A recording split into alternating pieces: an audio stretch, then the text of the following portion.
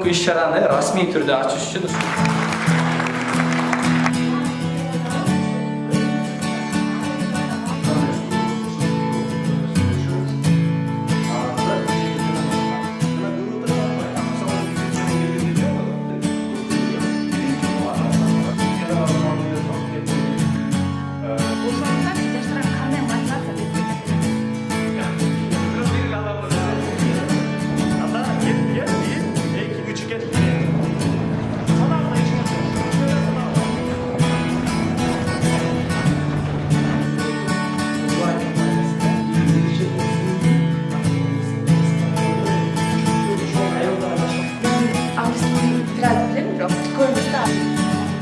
ааламга жол айылдан башталат деп ошону кантип Баркенден билим алып баштап бүгүн ушундай бир